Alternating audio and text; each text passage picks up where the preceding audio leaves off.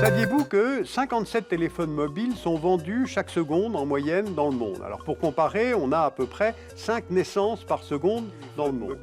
Je vais vous raconter le processus de fabrication et vous allez le constater, il est totalement mondialisé et il soulève de très nombreuses questions éthiques. Voici une carte qui montre le taux de pénétration de la téléphonie mobile dans le monde par région, exprimé en nombre d'abonnements pour 100 habitants en 2013. Vous le constatez, il existe d'importantes disparités en termes d'accès au téléphone mobile. L'Afrique subsaharienne est loin derrière, alors que le nombre d'abonnements dans les pays de la communauté des États indépendants excède le nombre d'habitants. Et si l'on se place à l'échelle mondiale et que l'on prend une moyenne, le taux de pénétration est de 93%, ce qui signifie qu'il y a, sur la Terre, 93 abonnements à la téléphonie mobile pour 100 habitants, soit quasiment autant d'abonnements que d'habitants. Alors comment en est-on arrivé à de tels chiffres? Revenons quelques instants sur l'histoire du téléphone.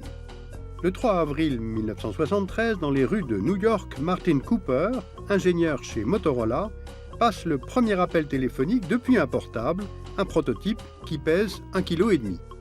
10 ans plus tard, c'est toujours Motorola qui lance sur le marché le DynaTAC, premier téléphone mobile en série.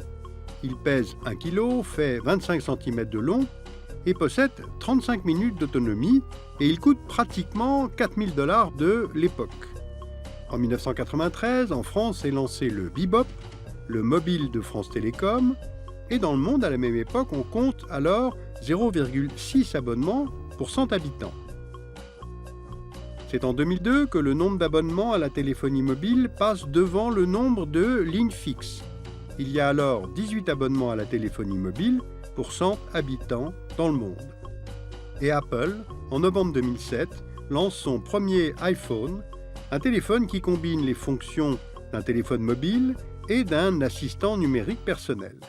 Et on compte alors 51 abonnements à la téléphonie mobile dans le monde, cette année-là, pour 100 habitants. En 2013, nous l'avons dit, on compte 93 abonnements pour 100 habitants. Et cette même année 2013, il s'est vendu environ 860 millions de téléphones basiques et 940 millions de smartphones. Alors ces chiffres permettent de faire mesurer que cette industrie, qui est récente, est énorme, sophistiquée et a un impact multiple. Alors comment fonctionne-t-elle? Voyons tout d'abord les éléments qui composent nos téléphones portables et ensuite d'où ils viennent. Décomposons un smartphone. La coque contient entre autres du magnésium et du nickel. Les écrans ont besoin d'yttrium, d'indium, mais aussi du lantane, du praséodyme, de l'europium, du gadolinium, du terbium. Ces trois derniers éléments sont utilisés pour les couleurs des écrans. Les parties électroniques contiennent du tantale, de l'antimoine, du praséodyme, du néodyme, du gadolinium et du terbium. Et la batterie a besoin de lithium, de cobalt et d'aluminium. Enfin, les smartphones contiennent aussi de l'or, de l'argent, du palladium. En tout, ce sont au total environ 60 éléments chimiques différents et plus de 500 pièces qui composent nos mobiles. Alors parmi les nombreux éléments chimiques que vous voyez là, certains ont été placés sur la liste des matières premières critiques par l'Union européenne. Pourquoi ? Parce qu'il existe un risque de pénurie et ce pour deux raisons. D'abord parce que ces ressources sont non renouvelables, donc épuisables. Par exemple, l'antimoine, présent dans l'électronique des téléphones, est menacé d'épuisement aux alentours de 2020. Cette estimation tient compte des conditions d'extraction et des réserves connues en 2009. Deuxième raison, il y a en fait peu de pays producteurs. Par exemple, la Chine produit 87% de l'antimoine mondial, 58% de l'indium, 86% du magnésium. Et puis, il y a aussi la question de l'origine des matériaux et de leur mode d'extraction. Prenons pour comprendre l'exemple du tantale. Le tantale, on en a besoin pour la fabrication des condensateurs. Ils permettent de stocker l'énergie, donc de conserver les données quand le téléphone est déchargé. Le tantale est donc essentiel, d'autant plus qu'il permet de fabriquer des condensateurs miniaturisés. Alors où trouve-t-on du tantal? Cette carte nous montre les principales mines dans le monde en 2011. Les principaux pays producteurs sont l'Australie, qui assurait 10% de la production mondiale officielle en 2009, le Brésil pour 22%, le Canada pour 3%, en Afrique, le Mozambique pour 14%, et surtout le Rwanda et la République démocratique du Congo, qui à eux deux couvrent 40 à 50% de la production mondiale de tantal. Donc allons voir maintenant de plus près la République démocratique du Congo. En RDC, les minerais de coltan et de cassitérite dans lesquels on trouve le tantal peuvent être extraits sans moyens mécaniques, de manière manuelle.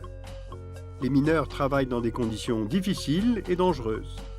Difficulté d'accès aux mines ouvertes, galeries non étayées sur des sols instables, l'oxygène est rare, la chaleur supérieure à 43 degrés, pour une moyenne de 12 heures de travail par jour et un salaire qui varie de 1 à 5 $ par jour. Ensuite, il y a l'instabilité qui est chronique en République démocratique du Congo. On sait que divers groupes rebelles viennent s'attaquer aux mines pour en contrôler l'exploitation. Citons par exemple les Forces démocratiques de libération du Rwanda, la Nduma Defense for Congo et les Raya Mutomboki. La vente de ces minerais finance l'achat d'armes et donc contribue à la poursuite du conflit. D'ailleurs, ces minerais de la région des Grands Lacs sont appelés minerais de sang, à l'image des diamants de sang. Sous la pression de nombreuses ONG, certaines compagnies renoncent à acheter du tantal venant des mines de RDC. Des réglementations internationales ont été mises en place pour limiter le commerce. Les États-Unis ont d'ailleurs voté en 2010 la loi portée par le sénateur Dodd et le représentant Frank. Elle exige que les sociétés américaines et les sociétés étrangères opérant aux États-Unis rendent compte de l'origine des minerais utilisés dans leurs produits. Par ailleurs, il existe un risque de rupture d'approvisionnement du tantal, qui n'est évidemment pas une ressource renouvelable. Les réserves mondiales de tantal actuellement connues correspondent à 153 000 tonnes, et si on prend en compte la demande actuelle, il n'y aura plus de tantal d'ici 75 ans. Or, le dynamisme de la téléphonie mobile fait que la demande en tantal devrait s'accroître dans les années à venir au rythme de 5% par an. Alors certes, la quantité de tantal par condensateur est faible, mais en 2011, on a tout de même fabriqué 9 300 millions de condensateurs rien que pour les téléphones. Poursuivons notre démonstration. Les éléments chimiques et minerais utilisés dans la fabrication des mobiles sont donc très nombreux, dispersés à travers le monde, et leur demande augmente sans cesse. Et l'assemblage de ces téléphones, vous allez le voir, est un véritable puzzle international. Prenons l'exemple de l'iPhone 3G d'Apple, qui n'est plus fabriqué, mais dont les diverses étapes de production permettent de bien comprendre la complexité de l'assemblage mondial. Les écrans sont fabriqués au Japon, en Allemagne, l'appareil de photo et le GPS, en Corée du Sud, les processeurs, aux États-Unis, le système mémoire, l'antenne à courte portée, le circuit audio, et enfin le tout est assemblé en Chine. Et si on regarde le coût de production au sens fabrication, c'est-à-dire sans prendre en compte la publicité ni même la marge bénéficiaire, 34% de ce coût correspond à la construction des écrans au Japon, contre seulement 3,6% pour l'assemblage des pièces en Chine. Arrêtons-nous un instant sur cette étape de l'assemblage. Dans le cas de l'iPhone d'Apple, une partie des produits est assemblée en Chine par une entreprise taïwanaise, Honhai Company, qui commercialise sous le nom plus connu de Foxconn. Elle emploie plus d'1 million de personnes, principalement en Chine, mais aussi au Brésil, en République tchèque et encore dans d'autres pays. Apple est loin d'être seul à passer par les usines de Foxconn. Il y a aussi BlackBerry, Sony, Nokia, Microsoft et d'autres encore. Or, cette entreprise, dont vous voyez ici les implantations sur la carte de Chine, est connue pour les conditions de travail abominables qu'elle impose à ses salariés. Les salaires sont faibles, les journées de travail sont de 12 heures, 6 jours par semaine, surpopulation dans les dortoirs, interdiction de parler de ces conditions à la presse, de prendre des photos, avec un risque constant d'être licencié. tout cela, on le retrouve dans ces fausses publicités trouvées sur Internet et qui dénoncent très bien ces conditions de travail abominables. Alors évidemment, lorsqu'on est un fervent utilisateur du téléphone mobile, voire un vrai aficionado de cet objet, devenu un doudou pour adultes désormais, eh bien ce n'est pas très confortable d'apprendre dans quelles conditions ces objets sont fabriqués. Mais au moins cela permet aux consommateurs que nous sommes de connaître le prix humain et les conséquences de notre achat. Et encore, je ne vous ai pas parlé de la pub, du tracking, c'est-à-dire du flicage numérique, le suivi de nos choix privés, pour ne pas dire de nos vies privées, que permettent désormais ces merveilleux téléphones mobiles.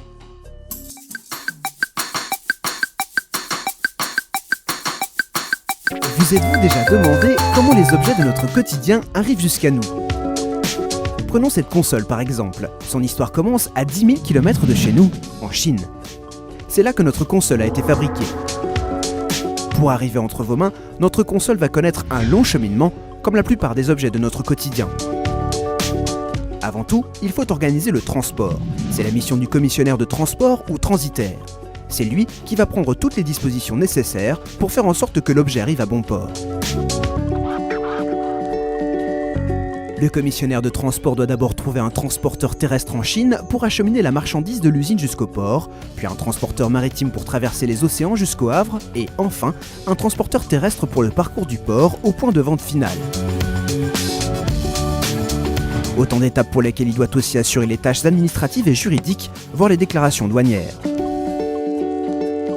Avant d'embarquer, notre console de jeu est conditionnée dans un conteneur et devrait être chargée sur un navire. Le navire appartient à un armateur qui possède aussi des conteneurs. L'armateur gère les rotations de ses navires dans tous les ports du monde. Il prévoit pour chaque voyage un équipage, des vivres, du matériel et bien sûr, beaucoup de carburant. Le conteneur est embarqué avec des milliers d'autres pour une traversée de plusieurs semaines. Ici, notre destination est Le Havre. Pour la rentabilité du transport, le navire doit toujours naviguer chargé de marchandises sur l'ensemble de son parcours, à l'aller comme au retour. L'armateur confie cette mission commerciale à des agents maritimes présents dans chaque port où le navire fait escale. L'agent maritime est le représentant de l'armateur dans le port. Il assure la commercialisation du navire en contactant différents transitaires et chargeurs en quête d'expédition afin d'assurer le remplissage optimum du navire. Lorsque le navire approche de son port d'arrivée, c'est un autre représentant de l'armateur qui intervient, le consignataire ou agent coq comme on l'appelle parfois. L'agent maritime et le consignataire peuvent être une seule et même entité. Le consignataire informe l'ensemble des intervenants portuaires de l'arrivée imminente du navire. La capitainerie tout d'abord, car elle planifie l'ensemble des entrées et des sorties des navires pour organiser le trafic dans le port.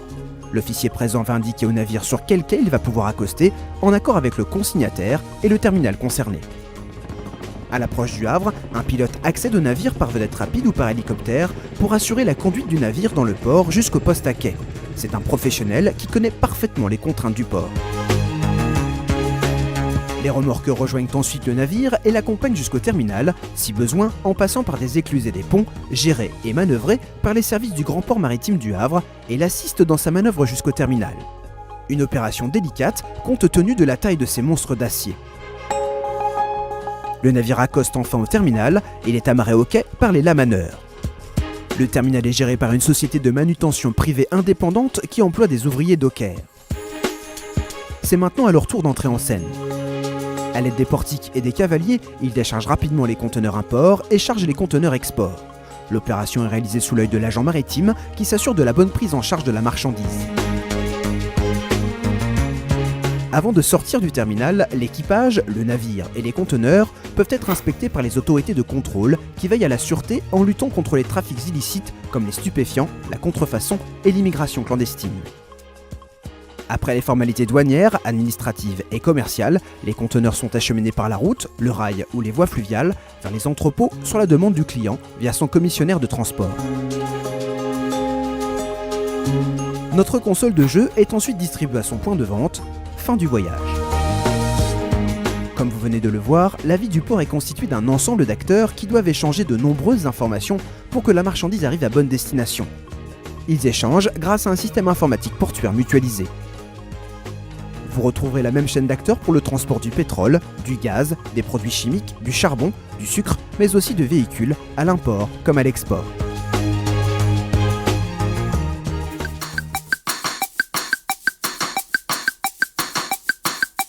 Addicts aux smartphones ou aux ordinateurs, sommes-nous tous des pollueurs en puissance?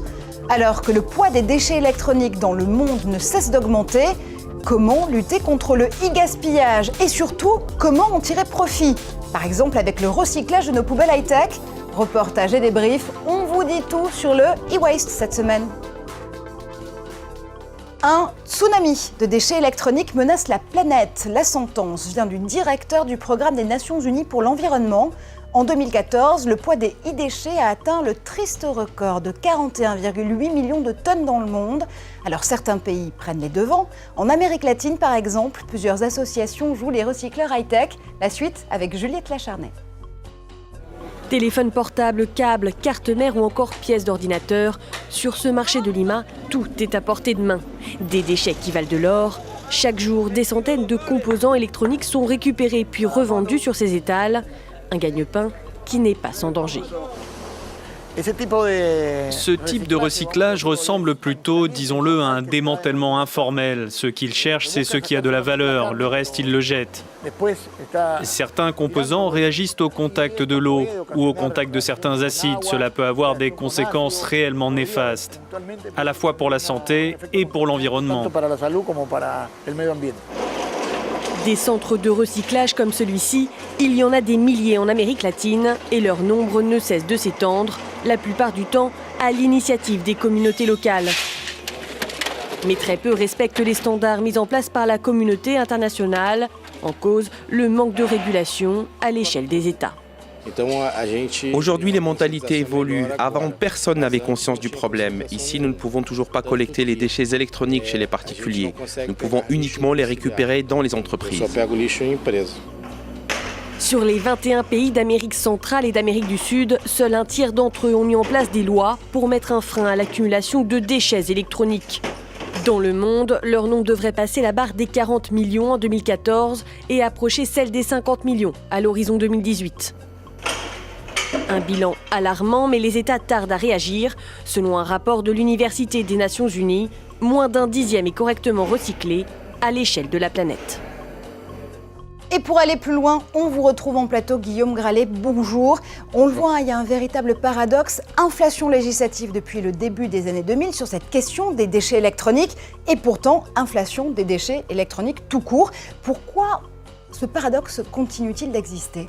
Oui Marjorie, et ensuite, en plus il y a une vraie spécificité des déchets électroniques parce qu'ils ne représentent que 2% des déchets dans le monde, mais ils représentent 70% de la toxicité. Alors il y a deux problèmes, vous en avez souligné un, c'est l'inflation législative, mais très peu de coordination Marjorie entre les États, c'est-à-dire que les règles que vous avez en Europe ne sont pas les mêmes que celles en Amérique latine, en Russie ou en Afrique par exemple. Et puis vous avez la multiplication des objets connectés, on en parle régulièrement ici, alors bien sûr il faut pouvoir s'assurer de leur devenir, c'est pas toujours le cas. Évidemment, on verra si peut-être un jour il peut exister des déchets connectés, mais ça c'est une autre histoire. Il y a quelque chose qui reste très cohérent dans cette question des déchets électroniques, ce sont les mouvements géographiques. Très clairement, si on devait la positionner sur une carte, on verrait que ce mouvement, il va justement du nord vers le sud. Est-ce qu'aujourd'hui, les pays occidentaux ont enfin trouvé une recette miracle pour éviter justement tout cet envoi massif de déchets électroniques vers les pays du sud ? Malheureusement non Marjorie, moi je me souviens d'un reportage en 2005, c'était il y a déjà 10 ans où j'étais allé en Inde à côté de Mumbai, et bien j'avais déjà vu un village où on voyait des femmes qui se regroupaient, elles se mettaient à 6 en rond, et en fait elles prenaient des composants électroniques, elles les utilisaient un briquet pour pouvoir récupérer ce qu'il y avait de valable à l'intérieur. Alors des villages comme ça, il y en a un peu partout, il y en a beaucoup, il y a par exemple le village, la ville même d'Accra au Nigeria, il y a celle de Agbo Glochier au Ghana, et vous voyez naître ça aussi autour de Gyeongju en Chine, en Pakistan, en Bangladesh. Très souvent, Marjorie, ce sont des zones portuaires parce que ce sont les zones qui reçoivent par paquebot entier les déchets électroniques. Alors on voyait tout à l'heure dans le sujet de Juliette Lacharnay, les entreprises, elles, ont l'obligation de faire recycler leurs déchets. C'est justement ce que les associations peuvent récupérer. Par contre, nous particuliers, on n'a pas d'obligation là aussi vraiment très stricte. Qu'est-ce qui se passe dans un ordinateur ? qu'est-ce qui se passe justement dans un smartphone? Qu'est-ce qu'on peut recycler? Qu'est-ce qu'on peut récupérer de façon très pratique? Oui, alors là, on arrive au cœur du problème, Marjorie. C'est-à-dire que vous avez à la fois le meilleur, vous allez même trouver de l'or, de l'argent. On chiffre que le montant des déchets annuels rejetés dans le monde vaut 48 milliards de dollars.